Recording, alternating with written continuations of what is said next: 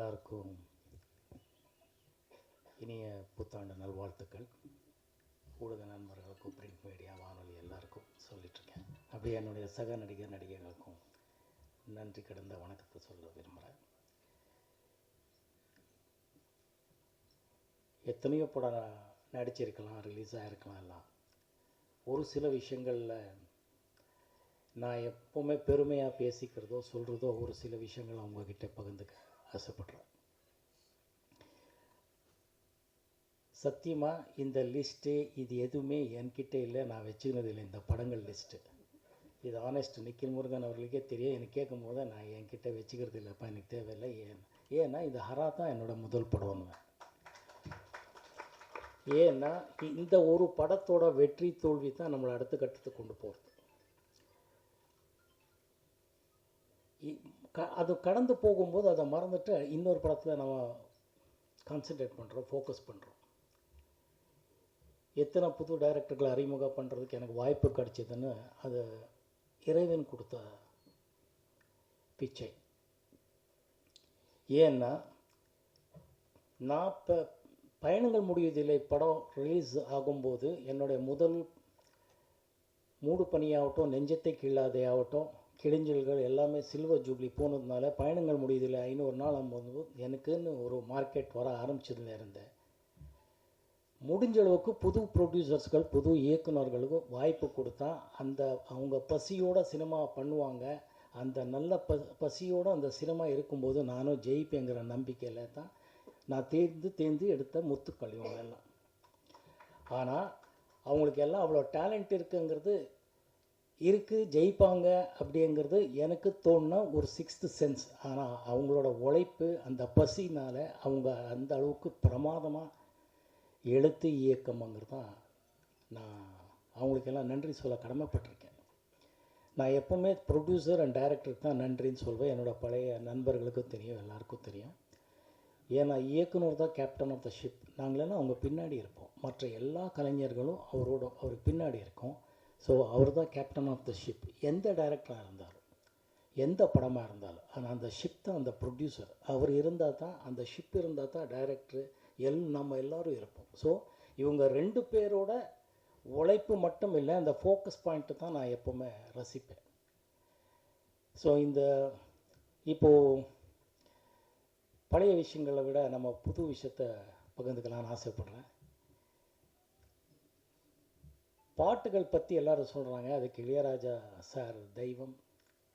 அவர் உண்மையான இசை ஞானிங்கிறதுல 2வது வார்த்தை இந்த தமிழனும் சொல்ல முடியாது, இந்த ரசிகனும் சொல்ல முடியாது, இந்த ரசிகையும் சொல்ல முடியாது.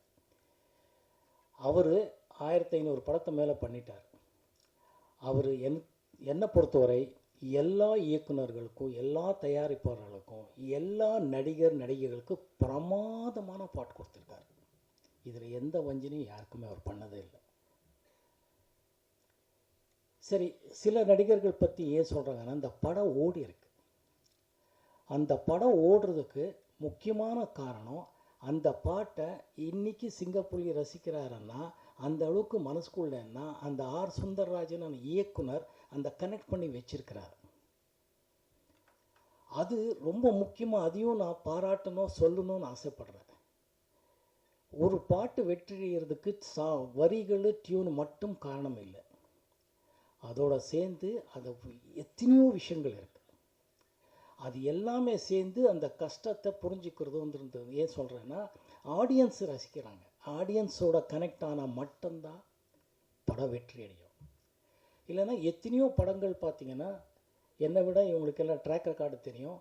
சூப்பர் ஹிட் ஆடியோகள் இருக்கும். படம் வெற்றி அடைஞ்ச பிறகு அந்த பாடல்கள் அவ்வளோ பெருசாக பேசுறதில்லை. ஏன்னா படம் அவ்வளோ பெருசாக ஓடல. என்னோட ஐக்கியம், என்னோட அதிருஷ்டம், என்னோடய அப்பா அம்மாவோட அதிருஷ்டம், எல்லாருக்கு மேலே என் உயிரின் ஊற்றாய் இருக்கிற ரசிகைகளோட ஆசீர்வாதம் தான் என்னோட படங்கள் ஓடுறதுக்கு காரணம். என்னை அவங்க வீட்டில் ஒரு தத்து பிள்ளை மாதிரியே வச்சுக்கிட்டாங்க. என் பையனாகவும் தம்பியாவோ அண்ணனாவோ காதலனாவோ என்னவோ வச்சுக்கிட்டாங்க. ஏன்னா ஒரு எத்தனையோ படங்கள் சொல்லலாம். ஒரு விதியில் நான் வில்லனாக நடித்தாலும் நம்ம மோகன் தானே அப்படின்னாங்க. மௌனராகம் மாதிரி ஒரு நல்ல பொசிஷனாக நடித்தா நம்ம மோகன் தானேன்றாங்க. ரெட்டைவால் குருவியில் 2-3 பொண்டாட்டிகளை சமாளிக்கிறான்னு நம்ம மோகன் தானேன்றாங்க. அதுக்கு அந்த இயக்குனர்கள் பட்ட கஷ்டங்கள் தான் எனக்கு தெரியும். கிரேட் டைரக்டர்ஸ் பாலுமகேந்திரா சார் ஆகட்டும், மணிரத்னம் எல்லாரும் இருக்கிறாங்க. அவங்க எல்லாரோடைய இயக்கம் அப்படிங்கிறது ஆடியன்ஸை உட்கார வச்சிச்சு, மறுபடியும் பார்க்க வச்சிச்சு. இளையராஜா சார் இசையை மறுபடியும் கேட்க வச்சிச்சு. இவங்களுக்கு எல்லாருக்கும் நான் நன்றி சொல்ல கடமைப்பட்டிருக்கேன். இப்போது ஹரா பற்றி பேசுகிறேன்.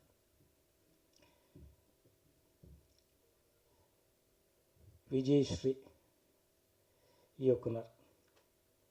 நிறைய பேர் எவர் சொன்னார் இப்போ மார்க்கெட் இருக்குது மார்க்கெட் இல்லைங்கிறது. மார்க்கெட் இருக்குது இல்லைங்கிறத பற்றி நான் என்றைக்குமே கவலைப்பட்டவன் கிடையாது. அது எனக்கு என்னோட பழகுனவர்களுக்கு தெரியும். என்னோட பழகுனதுக்கப்புறம் விஜயஸ்ரீக்கும் தெரியும். எனக்கு பிடிக்கணும், எனக்கு இங்கே செட் ஆனால் தான் படத்தில் நடிப்பேன், இல்லைன்னா நடிக்க மாட்டேன். ஏன்னா நான் என்னை நம்பி இருக்கிறாங்கிறது இல்லை, என்னை ஆராதிக்கிற, என்னை மதிக்கிற ரசிகர்கள் எப்பவுமே டிசப்பாயிண்ட் பண்ணக்கூடாதுங்கிறது ஒரே நோக்கம்தான் எனக்கு. பணம் எல்லார் மாதிரி எனக்கும் ரொம்ப தேவை, ஆனால் அது மட்டும் வாழ்க்கை இல்லைன்னு எங்கள் அப்பா அம்மாவோட டிஎன்ல நான் தெரிஞ்சவன். அதனால் எப்போவுமே எல்லாமே நல்லா வரணும், நல்லா அமையணுங்கிறது நம்புகிறவன். நிக்கில் முருகன் அவர்கள் விஜயஸ்ரீயை கூட்டிகிட்டு வந்தார். பரவாயில்லையா? எல்லாமே கரெக்டாக தான் சொல்லுவார். ஸோ விஜயஸ்ரீ அவர் கதை சொன்னார். கதை சொல்லும்போது கதை நல்லா இருக்குது, ஆனால் அதில் ஏதோ ஒன்று கொஞ்சம் வித்தியாசமாக இருந்தால் ரொம்ப நல்லா முடியும், அப்படி ரீச் ஆக முடியுங்கிறது எனக்குள்ள ஒரு நம்பிக்கை. அப்போ விஜயஸ்ரீக்கு அவர்கள் சொன்னேன், இது கதை நல்லா இருக்குது, கண்டென்ட் என்னமோ இருக்குது, ஆனால் இப்போ டெல்லிங் கொஞ்சம் இருக்குது, ஸ்டோரி டெல்லிங்கில் கொஞ்சம் நீங்கள் புதுசாக தாதா இட்டிஸ்மன் எல்லாம் நல்லா பண்ணியிருக்கீங்கன்னும் போது இதையே கொஞ்சம் புதுசாக யோசிக்கக்கூடாது. யோசிச்சிங்கன்னா எல்லோரும் கூட்டணியாக ஜெயிக்கலாம் இல்லையா? நீங்கள் யோசிச்சிங்கன்னா ஒரே ஒரு ரொம்ப நல்ல விஷயம், அவர் கோச்சிக்கலை, ஈகோவாக எடுத்துக்கலை, போய் பார்த்துட்டு அது இன்னொரு வருஷனில் கொடுக்குறாரு. 7வது வருஷம் தான் இப்போ ஓகே பண்ணியிருக்கிற ஸ்கிரிப்ட். அவர் சேலஞ்சிங்காக எடுத்து ஒவ்வொரு இடத்துலையும் நான் அவர் படங்கள் பண்ணிட்டு இருந்தார். பட் இருந்தாலும் இதை எப்படி கன்வின்ஸ் பண்ணலாங்கிறத விட அவர் எவ்வளோ கன்வின்ஸ் ஆகிருக்கணும் மனசுக்குள்ளே. ஜெயிச்சியே காட்டுவேங்கிற ஒரு நல்ல மனசு எண்ணங்கள்னால தான் இந்த பிரமாதமான ஸ்கிரிப்ட் வந்துச்சு. அந்த பிரமாதமான ஸ்கிரிப்ட் வந்ததுக்கு தான் படம் ஆரம்பித்தோம். மோகன்ராஜ் ப்ரொடியூசர்கள் வந்தார். அது வேறு கதை. சரி, விஜயஸ்ரீ எனக்கு தெரிஞ்ச பெரிய டைரக்டர்களாகட்டும், நல்ல நண்பர்கள் டைரக்டர்களை எப்போவுமே கேட்டார், எப்படி நீ இந்த அரை படம் ஒத்துக்கிட்ட, அதில் என்ன அப்படி ஒரு விஜயஸ்ரீன்னு கேட்டிருக்காரு. அவருக்கும் தெரியும், நிக்கிலுக்கும் தெரியும். நான் ஏதோ 50-60 டைரக்டரோட ஒர்க் பண்ணியிருக்கேன்றாரு. அது ஓகே. பெரிய ஜீனியஸ் டைரக்டர்கிட்ட ஒர்க் பண்ண பாக்கியம் எனக்கு கிடச்சிது. பாலுமகேந்திரா சார் ஆகட்டும், மகேந்திரன் சார் ஆகட்டும், சிங்கீதம் ஸ்ரீனிவாஸ் ஆகட்டும், பாப்பு சார் ஆகட்டும், பாலச்சந்திரன், நிறைய ஜீனியஸ் எல்லாருமே என்னோட பாக்கியம் அது. பாப்பு சார், ஜே வில்லியம்சன், மலையாளம், எல்லாம் ஆல் லாங்குவேஜ்லேயும் எனக்கு கிடைச்ச பாக்கியம். அதுலேருந்து புது டைரக்டர்களுக்கும் அறிமுகமாகிறதுக்கு நான் முக்கியமான காரணமாக இருந்தேங்கிறது என்னோட பாக்கியம்தான். ஆனால் விஜயஸ்ரீ கிட்டே இருக்கிற ஒரு பெக்யூலியர், ஒரு எக்ஸ்ட்ராடினரி ஷார்ப் மைண்ட் என்னன்னா, he has got a fantastic knowledge of the lighting sense, sound sense. இது பொதுவாக டைரக்டர்கள்கிட்ட இருக்காதுங்கிறது இல்லை. அவர் தேவை இருக்கோ இல்லையோ, அது இன்னொரு நல்ல கேமராமேனையும் சவுண்ட் இன்ஜினியரையும் எடிட்டர்களும் நம்பி அதில் அவர் கூட்டணியை பண்ணுவார். இவர் மட்டும் அது ஒரு ஷார்ட் வைக்கும்போது இந்த லைட்டிங்குக்கு எது வேணும் எது வேண்டாம் இது டிஏ வரைக்கும் யோசிப்பார். அது எனக்கு பிரமிப்பாக இருக்குது. அது ரொம்ப நல்லா இருந்துச்சு. அந்த திறமையை அவரை எங்கேயோ கொண்டு போய் நிறுத்தோங்கிறது தான் உண்மையான விஷயம்.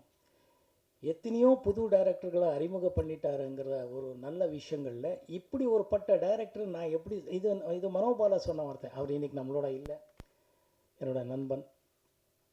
படம் ஷூட்டிங்கில் முதல்ல சண்டை போட்டு போனால், அதுக்கப்புறம் ஷூட்டிங்கில் இந்த வார்த்தை கேட்ட அப்போ தான் சொன்னேன், இப்போ பாரு மவனை நான் எதுக்கு யோசித்தேன், எதுக்கு பண்ணேன் பாருன்னு. அதுக்கப்புறம் ஆமாண்டா, கரெக்டடா, இது எப்படிடா, அதுதான்மா, something says he is very good, don't comment, just follow him, everything will be ஓகேன்னு.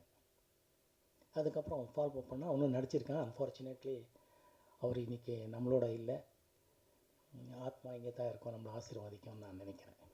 ஸோ அந்த ஒரு விஷயத்தில் விஜயஸ்ரீ அவர்கள் மியூசிக் சென்ஸ் ஆகட்டும், அவர் பண்ண டி ராஜேந்திரன் மாதிரி, குட்டி ராஜேந்திரன், டி ராஜேந்திரன் சொல்லுவார், லிரிக் ரைட்ரு, எடிட்டிங்கு, ஃபோட்டோகிராஃபி, லைட்டிங்கு, மார்க்கெட்டிங்கு அதான் சொன்ன மாதிரி எல்லா தொழில்நுட்பங்களும் தெரிஞ்சிருக்கிறாரு. அதில் எதுவும் ஒரு புதுசாக பண்ணி ரீச் பண்ணணும்னு ஆசைப்படுறாரு. அந்த பசி இருக்கிற வரை அவர் ஜெயிச்சுட்டே இருப்பார். அதுதான் உண்மையான விஷயம். அவருக்கு உடம்பு ஆக்சிடெண்ட் பற்றி சிங்கப்புலி சொன்னார், மற்றவங்க எல்லாம் சொல்லியிருக்காங்க. அவர் இன்றைக்கி இப்படி இருக்கிறது ரொம்ப முக்கியமான காரணம் அவரோட குடும்பம் நான் நினைக்கிறேன். அவரோட ஒய்ஃப் கிரேட் லேடி இங்கே வந்திருக்காங்களா? Great lady.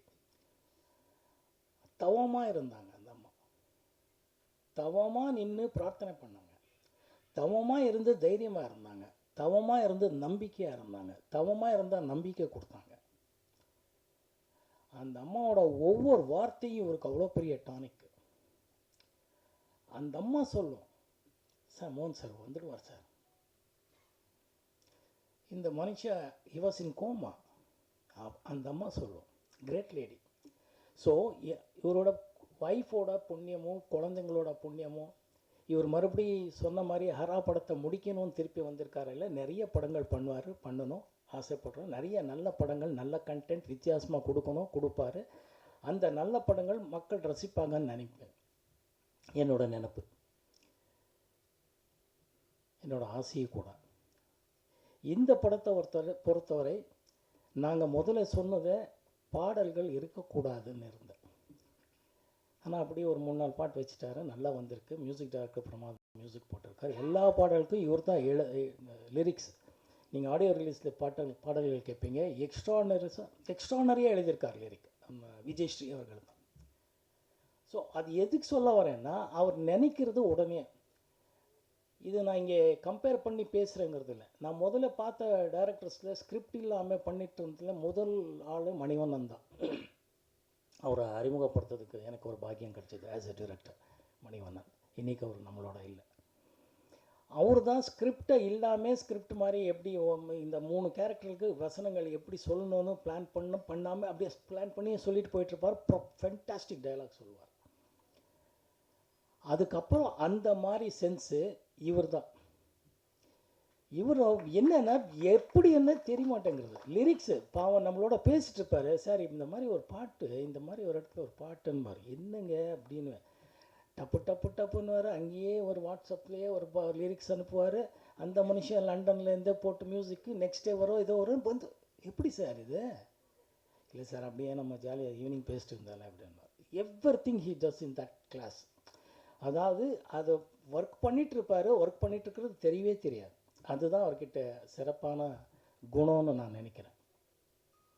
இந்த படத்தை பொறுத்தவரை நான் ஒர்க் பண்ண இந்த இன்ஃபேக்ட் இன்னும் சுரேஷ் மன்னன்னு நம்ம நண்பர் இங்கே இருக்கிறாரு. அவர் முதல் கேமரா ஒர்க் பண்ணதும் நான் நடித்த படம் தான் பாலாஜி சார் படம். கேமராமேன் கம் டைரக்டர் கம் ஆக்டராக இருக்கிறார். அவர் நம்மளோட இங்கே இருக்கிறார், நம்மளோட ஒர்க் பண்ணியிருக்காரு. அவர்லேருந்து இன்றைக்கி இருக்கிற ஆர்டிஸ்ட்டு சுவாதி வரைக்கும் இந்த படத்தில் எல்லோரும் சேர்ந்து நடிச்சிருக்கோம். ரொம்ப வித்தியாசமாக இருக்குது. எப்பவும் போல நான் நம்பியிருக்கிறது என்னோடய ரசிகர்கள் தான். ஆடியன்ஸு டிசப்பாயிண்ட் பண்ணாதுன்னு நான் நம்புகிறேன். டீசர் பார்த்துட்ருக்கீங்க. சொன்ன மாதிரி ஆடியோ இப்போ தான் அனௌன்ஸ் பண்ணியிருக்காரு. நீங்கள் ஆடியோ கேளுங்க, படத்தை பாருங்கள். எப்பவும் போல உங்கள் ஆசீர்வாதம் வேணும். ஊடக நண்பர்களாகட்டும், ரசிகைகளாகட்டும், டெக்னீஷியன்ஸ், ஆர்டிஸ்ட் ஆகட்டும், எல்லாருக்கும் மிக்க நன்றி. வணக்கம். தேங்க்யூ.